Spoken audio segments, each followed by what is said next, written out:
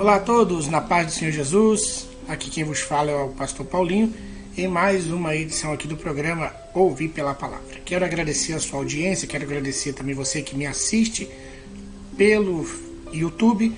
Lembrando que você que me assiste no YouTube, você deve aí clicar aqui embaixo para se inscrever no nosso canal. Também, se você quiser compartilhar esses nossos vídeos dessa série de estudos, fique à vontade em fazê-lo, tá bom? Nós também disponibilizamos um grupo de WhatsApp. Para quem está me assistindo pelo YouTube, tem o link aqui embaixo que você pode clicar para você ser colocado diretamente nesse grupo de WhatsApp, onde nós estamos inserindo pessoas que estudam a lição da Escola Bíblica Dominical da Betel, onde ali professores e alunos se interagem, é uma bênção. Se você quiser participar, está aqui na descrição desse vídeo o link, tá bom? E você que me escuta pelo programa de rádio, também eu quero dizer que você pode mandar uma mensagem para o DDD 51 997 17 0247, esse WhatsApp. Você pode mandar uma mensagem e dizer eu quero participar do grupo, ou você pode me seguir aqui no Facebook, pr.martinspaulo, ou no Instagram, @pr.paulomartins, tá bom? Hoje o nosso tema ele é extremamente sugestivo. Vamos estar aí nos comunicando acerca da mente, vontade e emoções restauradas pelo Senhor. Então nós vamos falar acerca das emoções, da mente, da vontade, todas elas trazendo a luz da restauração do Senhor. Lembrando também que nós temos um curso de treinamento para professores de Escola Bíblica Dominical. Se você deseja participar, você que me assiste pelo YouTube, tá? Aqui embaixo tem na descrição desse vídeo tem o link para você clicar e você vai ser direcionado para uma página onde você vai receber as informações, tá? Se você me escuta pelo rádio, é só você acessar http://, vou repetir, hotm.art,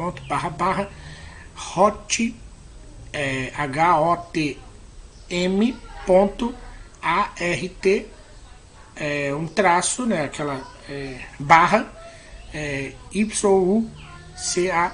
YUCAN, tá bom? É só você ser direcionado para essa página aí, que ali você vai saber como fazer parte desse treinamento que tem abençoado pessoas, tá? Um treinamento para professores de Escola Bíblica Dominical. Vamos então aos nossos assuntos? Pois é, mente, pensamentos, né? Tudo isso trazendo a restauração de Deus para essas áreas importantes da nossa vida. Em Efésios 5:17 diz que pelo que não sejais insensatos, mas entendei qual seja a vontade do Senhor. Não podemos ser loucos. Insensato quer dizer loucos, tá? Insensato é aquele que falta-lhe sensatez. Sensatez é uma questão de equilíbrio, alguém que tenha condições de processar de fato as coisas. Então a Bíblia diz, Paulo escrevendo aos Efésios, diz que a gente não pode ser louco, não pode ser insensato, não pode ser inconsequente. Nós precisamos entender qual é a vontade de Deus para a nossa vida. Obviamente podemos então entender que aquele que não entende a vontade de Deus age como nécio. Por quê? Porque vai direcionar a sua vida conforme as suas próprias convicções, não sujeitando e subordinando as suas decisões de vida naquilo que o Senhor tem proposto para a sua vida. Então nós devemos buscar a Deus em todas as decisões que nós vamos tomar, para que em Deus descobramos qual é a sua vontade e assim andarmos nessa direção. Ao final desse estudo, nós devemos ter conhecido quais são as 3 áreas da alma.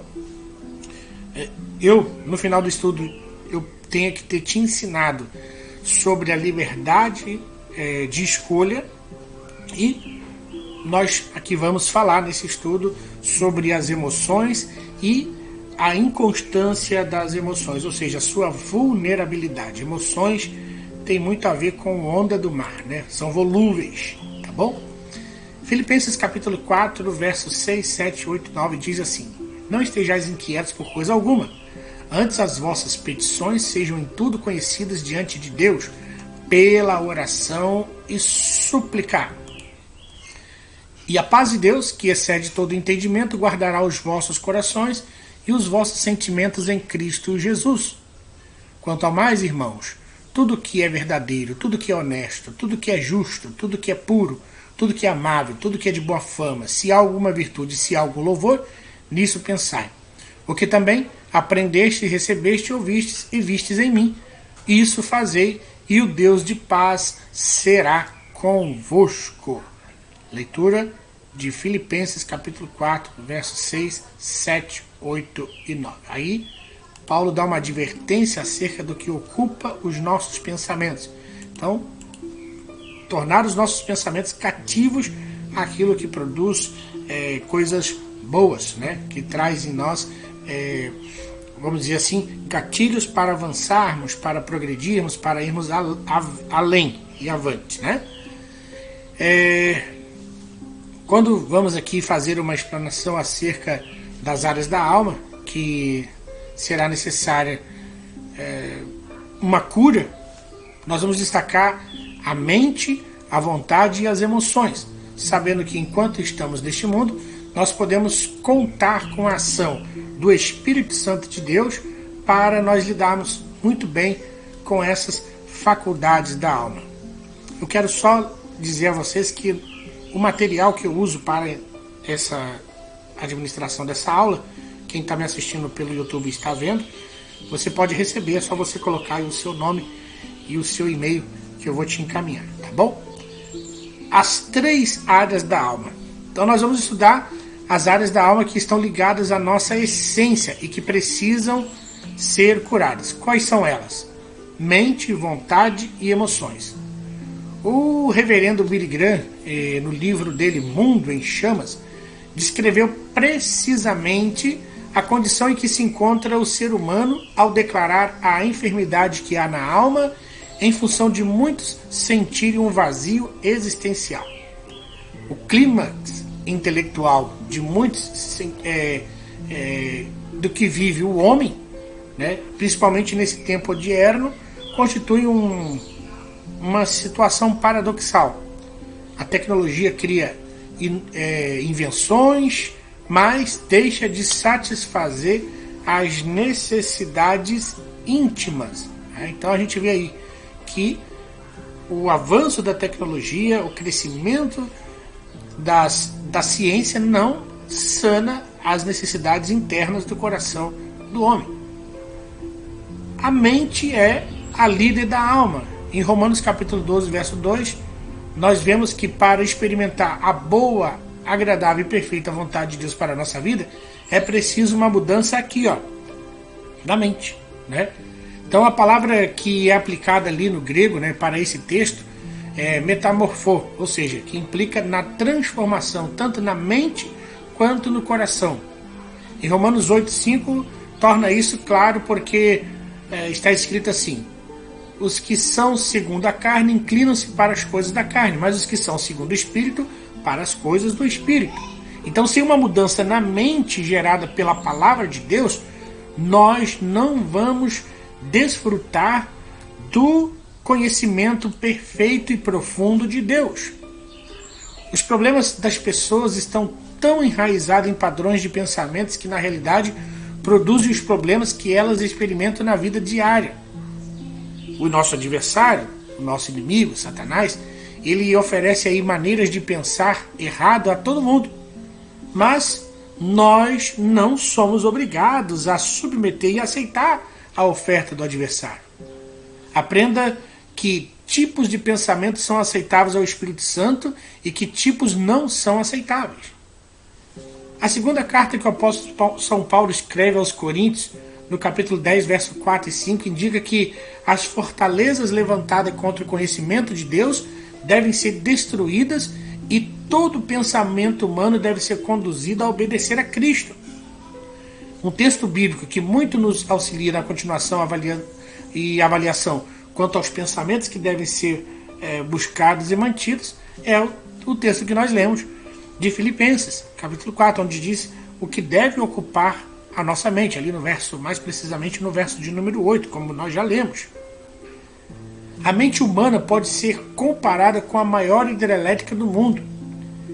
É algo fabuloso que Deus constituiu no ser humano. Imagina a mente de Adão no seu estado original, né? A mente era utilizada em todo o seu potencial. Hoje, o homem não usa 10% de toda a sua capacidade mental. E veja a ciência se multiplicando, a capacidade dos homens de se inventar tantas coisas inovadoras.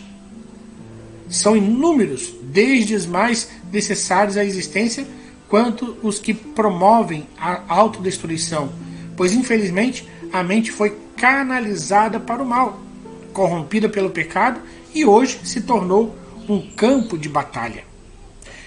Então, Deus constituiu a mente, né, como sendo esse lugar onde concentra os nossos toda a essência do nosso ser. E é exatamente aí, neste lugar, que a mente se torna um campo de batalha, né?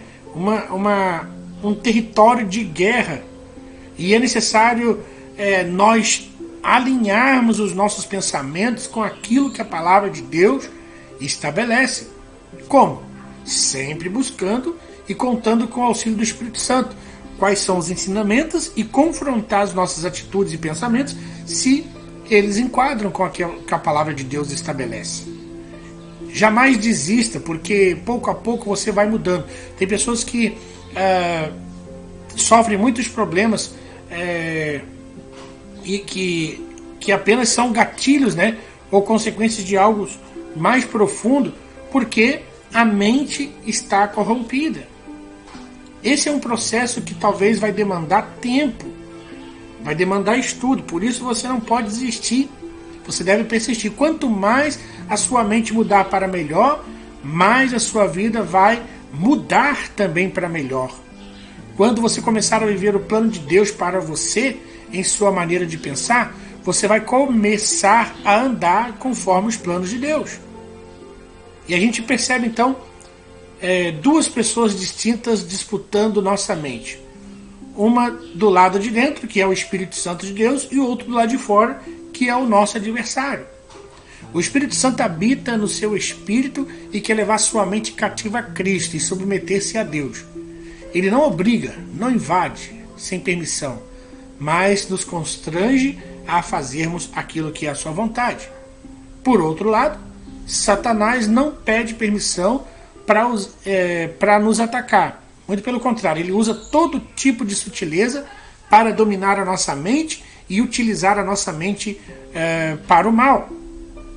Seu objetivo principal é distorcer a verdade, como Paulo descreve em 2 Coríntios capítulo 4, verso 4, lá no capítulo 11, verso 3. Então, tendo passado pela experiência do novo nascimento, nós temos responsabilidade quanto ao que estará sendo alimentado em nossas mentes. Nossos pensamentos também precisam refletir a fé que nós professamos. Então, um cristão, um servo de Deus, os seus pensamentos testemunham de Cristo. Os seus pensamentos condizem com aquilo que ele defende. Não podemos impedir que os pássaros voem por sobre a nossa cabeça, mas podemos impedir que eles façam ninho sobre ele. Já disse aí Martim Lutero. A palavra de Deus sempre apela para nós reprovarmos de nossa mente os pensamentos maus, fazendo uma renovação. Antes que a palavra de Deus penetre no espírito, ela vai ter que primeiro atingir o entendimento. A Bíblia diz: a fé vem pelo ouvir. É a palavra de Deus que destrói as fortalezas, né? Todo espírito de altivez, os conselhos errôneos. Tem um dito popular que diz que mente vazia, ela é oficina do diabo. Então, por isso nós temos que encher a nossa mente com a palavra de Deus e com os pensamentos e coisas que vêm do céu. Então, ficando aqui bem claro nesse primeiro ponto que a nossa mente deve se submeter, ou seja, os nossos pensamentos devem ser submetidos à vontade de Deus para que a nossa mente seja sadia, para que a nossa mente seja restaurada. E não permitirmos que Satanás, que está de fora, consiga batalhar e dominar a nossa mente, porque o Espírito Santo de Deus está dentro de nós e ele sim é que deve estar no domínio de todas as coisas. Vamos agora para a segunda parte do nosso estudo, quando estamos falando acerca da vontade e escolha. É através da vontade que o homem decide o seu destino e faz as suas escolhas. Tem um provérbio chinês que diz que uma viagem começa sempre com o primeiro passo. Então a vontade também é assim, quando ela é ativada, dá o passo rumo àquilo que foi escolhido. Então Deus deu ao homem o poder de escolher corretamente em obedecê-lo, amá-lo. Porém, o homem tem tomado o caminho inverso. E a partir daí, as suas vontades também se tornaram imperfeitas. Ele passa agora a desejar coisas que não são de Deus. Observemos que o ser humano foi criado com a capacidade de escolher vida ou morte, bem ou mal. A vida de uma pessoa é consequência das escolhas que ela faz. O presente e o futuro são consequência das escolhas do passado. O discípulo de Cristo pode escolher entre obedecer a Deus ou não obedecer.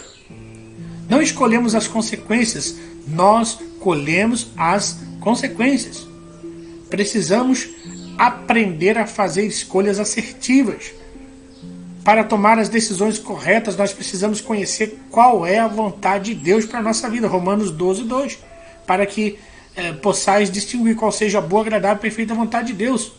Ao perder a comunhão com Deus, o homem ficou sem a base correta, na qual pudesse tomar as decisões diárias da sua vida. E somente agindo conforme a vontade de Deus é que o homem e a mulher podem acertar o alvo. Quando o homem ficou sem a base correta para tomar as suas decisões, a única base que ele tinha era a si mesmo, seus próprios pensamentos, os sentimentos. O homem passou a conhecer o bem e o mal, mas não tinha base correta para decidir. Por isso, a vontade é regida pela natureza caída e o homem colhe sérios danos de suas escolhas erradas.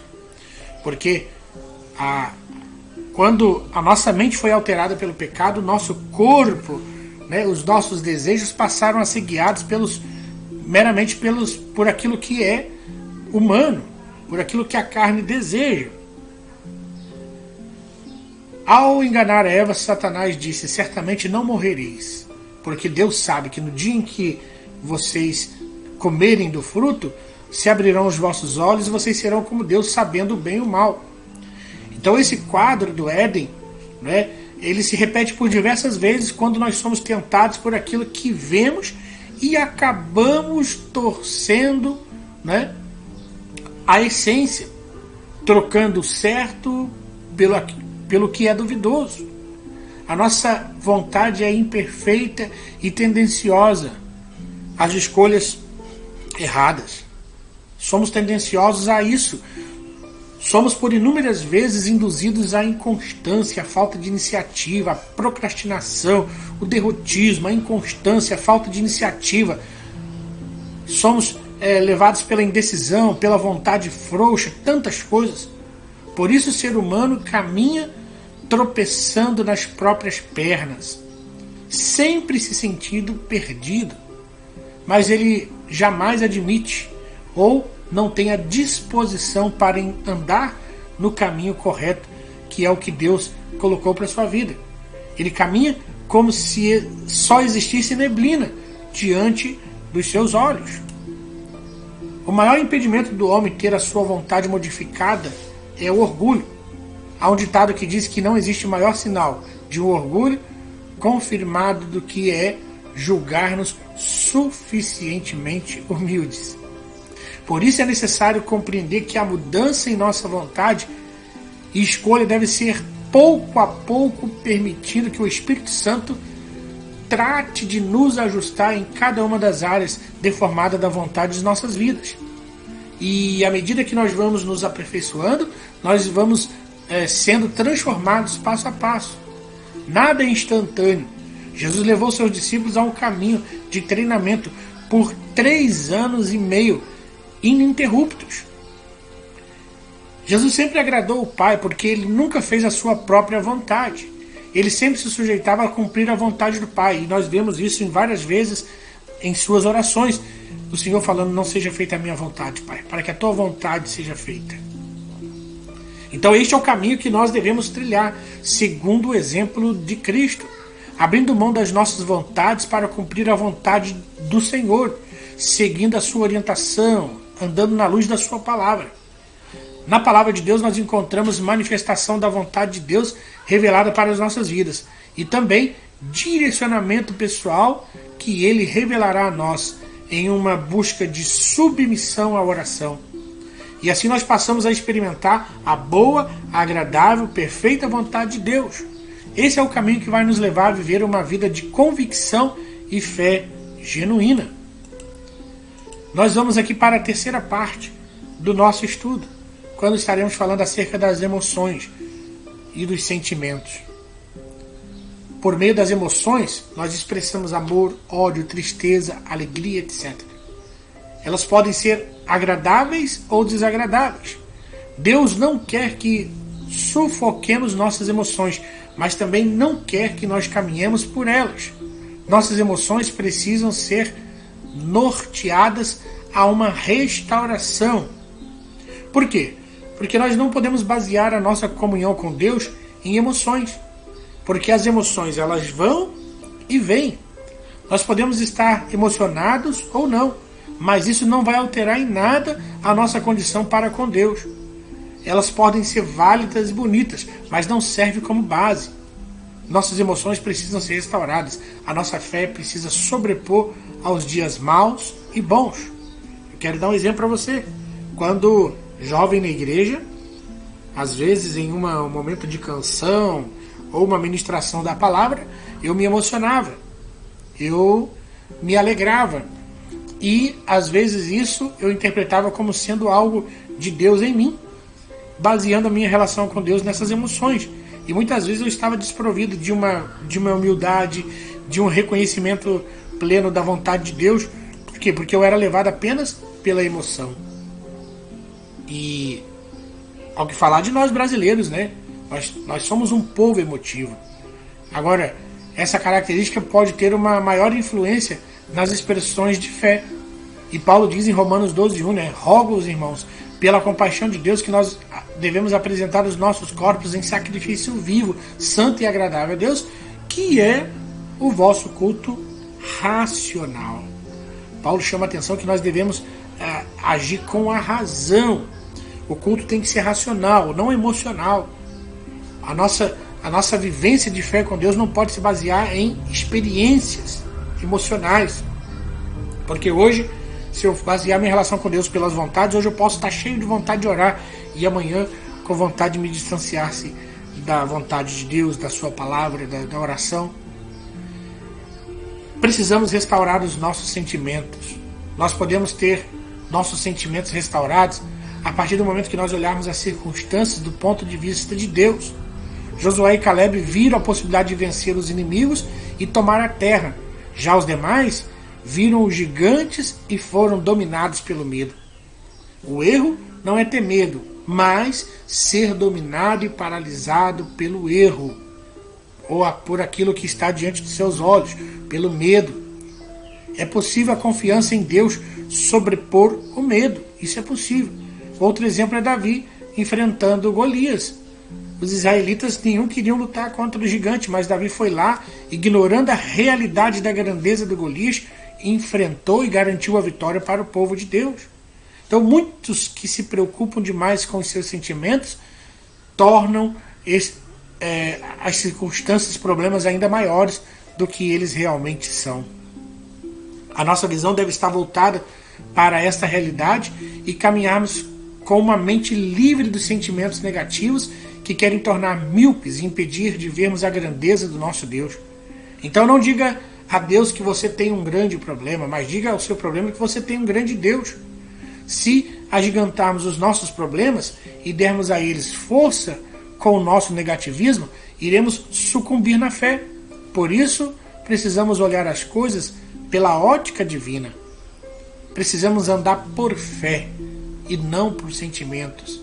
Sabemos que temos que andar pela fé e não pelos sentimentos, mas é muito comum voltar ao hábito de tomar decisões e julgar os nossos valores pessoais ou nossa espiritualidade baseado no que estamos sentindo. É importante nós compreendermos que somos obras da mão de Deus. Fomos criados com razão, emoções e sentimentos, mas também com capacidade de crermos e nos relacionarmos com Deus.